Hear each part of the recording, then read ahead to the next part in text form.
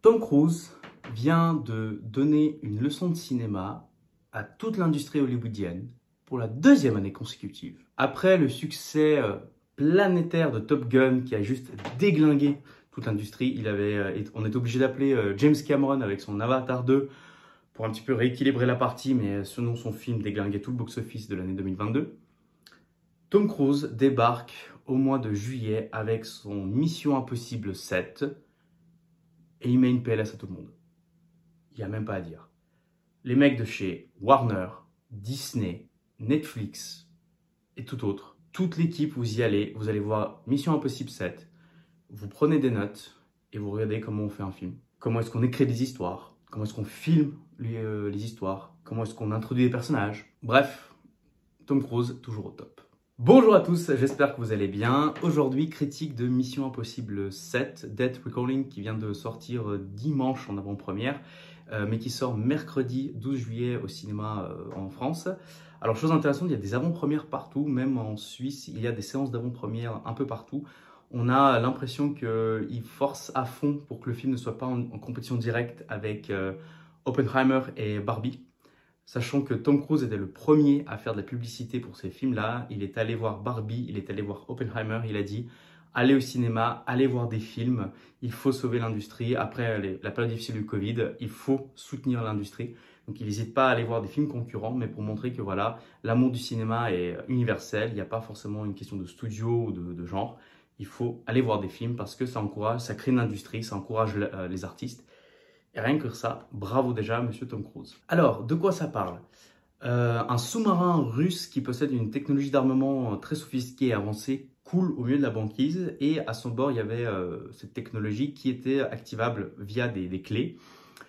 Et ces clés se retrouvent dans la nature. Et Ethan Hunt, avec son équipe, sont chargés de retrouver ces clés, ces entités, qui permettraient en fait de contrôler cette technologie. Sachant que vous ne savez pas où le sous-marin a coulé et vous ne savez pas trop ce que ça ouvre. Donc en fait, vous avez une énorme course-poursuite pour retrouver ces deux artefacts. Sachant que vous avez Ethan Hunt et son équipe, vous avez une agence concurrente, vous avez des terroristes qui l'utilisent déjà, qui essaient de contrôler cette technologie, vous avez des marchands d'armes qui essaient de négocier cette technologie, vous avez une agence concurrente qui va traquer Ethan Hunt. Donc vous avez cette énorme course-poursuite qui est là pour savoir qui aura accès à cette technologie et qui pourra la contrôler et qui pourra influencer l'ordre mondial. Sur la vignette, vous avez pu voir que je comparais le film à Uncharted et non pas à un James Bond. Donc ça fait depuis plusieurs années que beaucoup de gens disent que les Missions Impossibles, ce sont les nouveaux James Bond. Personnellement, je ne suis pas d'accord. Pour moi, les James Bond restent des James Bond. C'est un personnage qui est écrit comme tel. Mission Impossible, qui est une série télé des années 60, a été remis au goût du jour par Tom Cruise dans les années 90. Et depuis 20 ans, il fait toujours un film tous les 3-4 ans à peu près, avec le succès qu'on leur connaît, et surtout toujours tout est axé autour de Tom Cruise et autour de ses cascades, toujours les plus impressionnantes, film après film. Donc pour moi, non. Mission Impossible s'inspire de James Bond s'inspire de Mission Impossible, mais les deux ne sont pas forcément en concurrence et je ne trouve pas qu'ils sont... je trouve pour moi, c'est deux films d'espionnage relativement différents, bien qu'ils possèdent des similarités. On dirait un film d'aventure des années 90-80, Indiana Jones, Alan Quatermain, à la poursuite du diamant vert, on a vraiment cette sensation qu'on a une sorte de quête. On a une sorte de quête, donc on a ces clés qui sont de l'artefact qu'on essaie de retrouver, qui va permettre d'ouvrir une porte ou un objet ou quelque chose comme ça. Donc ces clés servent à quelque chose, vers un lieu mystique, un lieu qui n'est connu de personne. Donc on a vraiment c'est vraiment ce fil conducteur d'une bonne aventure, d'un aventurier dans la jungle qui a un artefact, qui a un objet, un peu comme les aventures de l'Arche perdue. On a cet objet, on va essayer de retrouver un lieu. Ce lieu va nous guider vers un autre lieu où il y a un objet et on va pouvoir acquérir cet objet. Et pour moi, Mission Impossible 7, c'est tout ça. C'est un excellent film d'aventure. Il y a des gadgets, il y a de l'espionnage, oui, à petite dose. Mais pour le reste, pour moi, c'est vraiment un Indiana Jones. Je trouvais que même Mission Impossible était même mieux que Indiana Jones, le dernier qui vient de sortir au ciné, que j'ai fait la critique. Mais honnêtement, et ça marche. Et ça marche très bien. On est à fond dans le film pendant 2h45. Pourquoi ça marche? Tom Cruise a trouvé la formule, c'est qu'il arrive à rendre ses scènes intensives. Vous prenez l'exemple du dernier Indiana Jones. Ah bah, il faut trouver un truc.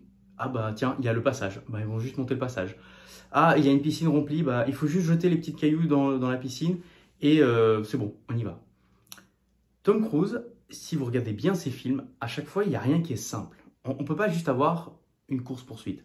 Il n'y a pas juste lui qui court. Il remet toujours de l'intensité.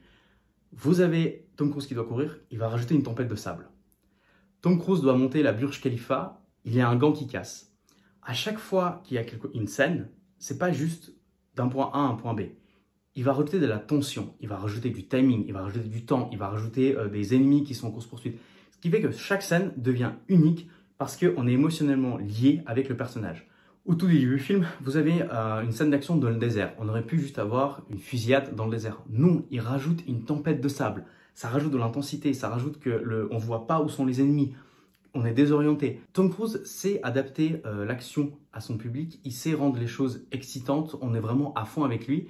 Et ce qui est intéressant, c'est que les scènes d'action où il est la star, on va pas avoir la facilité. Vous savez, dans plusieurs films, Uncharted en tête, tout est trop facile. Le personnage est tellement chanceux ou il est tellement bon que tout pour lui est facile. Tom Cruise, c'est l'adaptabilité. Prenez l'exemple du Burj Khalifa. Son gant casse. Tom Cruise montre qu'il est capable de monter sans le gant, mais il doit faire un effort surhumain, il doit faire plein de choses, il doit s'adapter, il doit prendre le tuyau d'arrosage pour sauter par-dessus. À un moment donné, il n'arrive pas à... Vous savez, dans le 5, quand il n'arrive pas à enlever les menottes, pareil, qu'est-ce qu'il fait?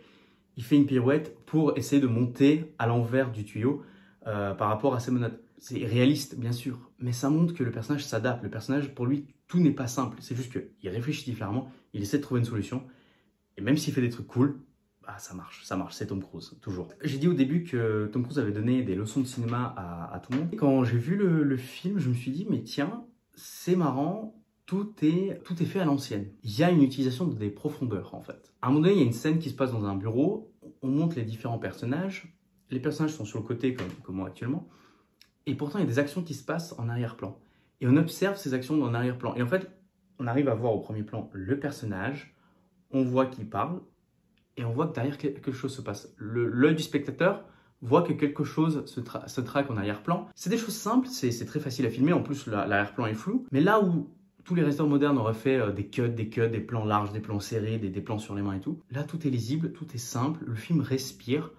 On a le temps de se concentrer sur le dialogue du personnage, mais notre esprit aussi a le temps d'observer et se dire quelque chose se trappe. Je dois écouter, mais faites attention. Pareil, à un moment donné, il y a une scène qui est très jolie. L'un des agents qui poursuit Ethan Hunt, il essaie de voir, il se dit où est-ce qu'il se cache. Et en arrière-plan, vous pouvez le voir, Ethan Hunt court sur le toit de l'immeuble. Vous avez juste la caméra qui pivote comme ça, derrière le personnage, on voit juste la petite silhouette de Ethan Hunt en flou. C'est simple. C'est très simple, il y a rien de transcendant, il n'y a pas 19 000 cuts, il n'y a pas de plans larges serrés, des trucs qui jump et tout. Un personnage stoïque, une caméra qui bouge, un arrière-plan. En une seule scène, on a un plan de lecture, on arrive à écouter le dialogue, on arrive à voir que Ethan Hunt a plein de ressources, et ça fait une vanne en plus, parce que tout le public a rigolé, parce qu'on se dit bah, la scène est drôle, mais elle fonctionne. Et pourtant la scène est drôle sans dédramatiser le film. Oui, ça arrive, c'est vraiment la réalité, mais ça ne dédramatise pas la scène. C'est d'ailleurs un des points forts du film. Il y a de l'humour, mais l'humour, c'est l'humour un peu nerveux. Vous savez, quand vous avez une situation un peu nerveuse, vous avez tendance à faire des petites vannes ou une petite remarque un petit peu pour vous savez, vous essouffler.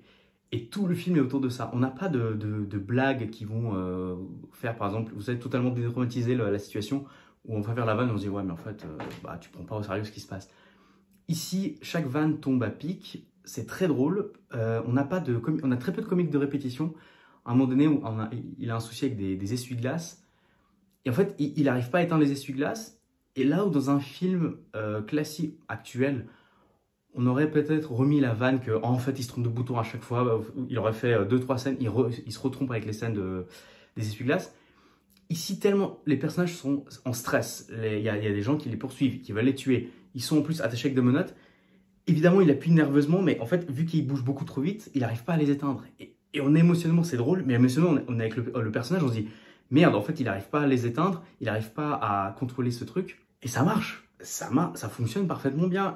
Toutes les scènes où c'était drôle, ça tombait à pic, et à aucun moment on était là, on dit encore une vanne qui tombe à l'eau parce que l'humour pipi caca ou parce qu'il fallait absolument faire une vanne parce que les gens ne comprenaient pas.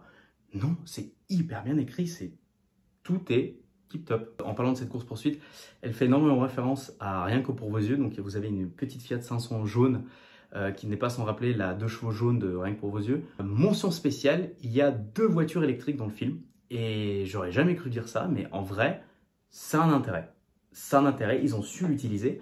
La première, c'est cette Fiat 500 jaune qui, pour le coup, étant donné qu'elle est électrique, permet de faire des choses, alors, on va dire plus facilement qu'une voiture thermique. Il y a un contrôle avec la boîte de vitesse et tout. En plus, ça rajoute par rapport à la scène qui se passe à Rome, ça marche très bien. Je trouvais que c'était génial qu'ils l'ont fait électrique.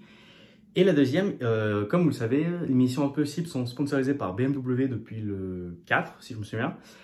Et ils font la publicité donc des M5, mais aussi du iX. Le AX, c'est le gros SUV électrique. Et à un moment donné, il y a un des personnages, donc Benji, il doit utiliser son ordinateur, il doit trouver le chemin pour Ethan Hunt.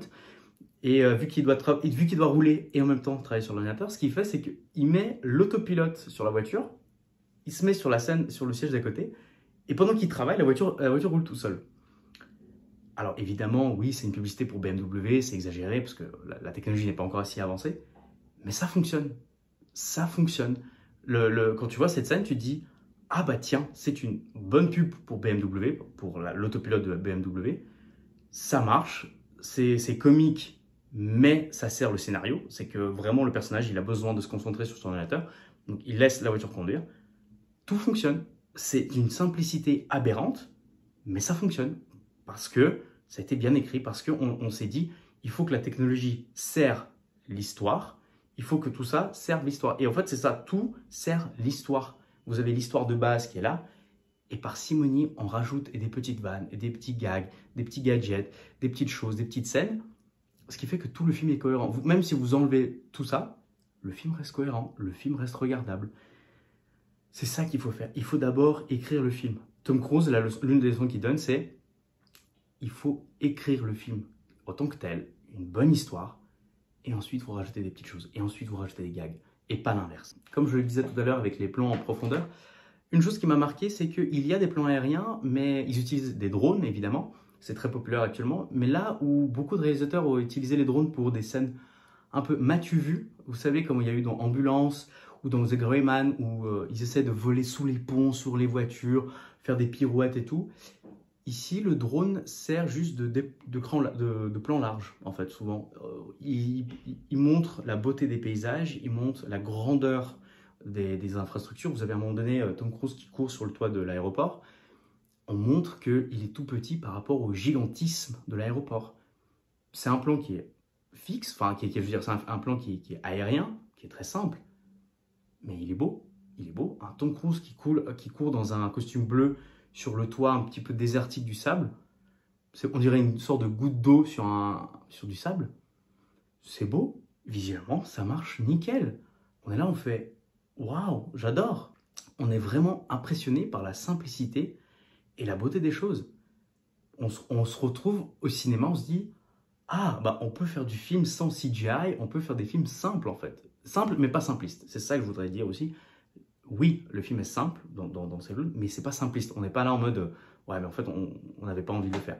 Non, derrière, il y a de la qualité, derrière, il y a énormément de travail et tout fonctionne. Alors, évidemment, on va se concentrer un petit peu sur Tom Cruise et quelques points négatifs. Alors, Tom Cruise, il a 61 ans, est au top, il a une forme olympique. J'étais avec 2 copines à moi qui ont la trentaine. Pareil, elle craque aussi sur Tom Cruise parce que tu dis, bah ouais, mais oui, il a l'âge de ton père, mais en fait, on dirait qu'il a 40 piges. Bah, il saute, il fait de la moto, il se bat, bref, il est toujours aussi impressionnant, aussi au top. Et peut-être, c'est un peu, on va retrouver les défauts habituels de la saga, j'ai envie de vous dire. Oui, Tom Cruise est là, oui, il est impressionnant, mais toute la saga tient autour de Tom Cruise en fait. J'ai fait la comparaison au début avec James Bond. James Bond, vous changez d'acteur, ça reste James Bond. Mission Impossible, vous enlevez Tom Cruise, il n'y a plus rien derrière. Va retrouver quelqu'un comme Tom Cruise, va retrouver la passion qu'il a, l'énergie qu'il a, le talent qu'il a, les contacts qu'il a. Tu peux pas. Même si un qui essaye, c'est Dwayne Johnson, qui essaie de faire un petit peu la même chose, de devenir une méga star, de tout contrôler autour de lui. Will Smith qui s'était essayé, mais qui n'y est pas arrivé. Pour l'instant, personne arrive à rivaliser en termes d'entrée au box-office, en termes de travail, en termes d'aura cinématographique, comme Tom Cruise dans l'industrie actuelle. On s'était un petit peu éloigné de Tom Cruise dans les quelques films. On avait d'autres personnages, on avait Luther, on avait Benji. Ici, il redevient un petit peu plus au centre du film. Alors on ne sait pas trop. On ne sait pas trop si c'est pour un petit peu clôturer la saga et laisser sa place. Mais là, dans une interview, il dit récemment que il va faire des films jusqu'à ses 80 ans. On peut se demander plein de choses. D'un côté, oui, on a l'impression qu'il veut laisser la place aux autres, mais d'un côté, non, il prend tellement de place dans ce film-là qu'on a du mal à le croire. Peut-être, oui, c'est quelque chose qui est récurrent, il prend beaucoup trop de place par rapport à d'autres. Le problème, c'est que Luther et Benji, qui étaient donc les geeks de service, on sent qu'ils sont un petit peu trop pareils, ils se ressemblent beaucoup trop, donc on a un peu du mal à les différencier. La nouvelle recrue, donc, qui est Grace, son personnage n'a pas autant de caractéristiques que ça. Physiquement, elle ressemble à l'ex-femme de Tom Cruise, donc celle qu'il y avait dans le 3, 4, 5 là.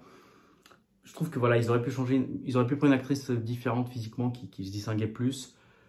Son personnage n'apporte pas énormément de choses, je trouve. Elle est là, elle est présente, mais rien de transcendant. On a un méchant qui manque de flamboyance, je dirais. Vous savez, on a un méchant qui est cool, qui fonctionne, qui est flippant, mais qui est un peu discret, un peu effacé par rapport à l'histoire. En plus, le film est très long, 2h45, il y a énormément de choses à raconter.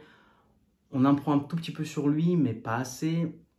Il manque un petit peu, vous savez, d'envergure. Il manque de personnalité, il manque de... À chaque fois qu'on le voit apparaître à l'écran, on se dit « Ah, c'est le méchant ». Vous savez, c'est le mec qui est en tête d'affiche comme genre un Goldfinger ou un Raoul Silva.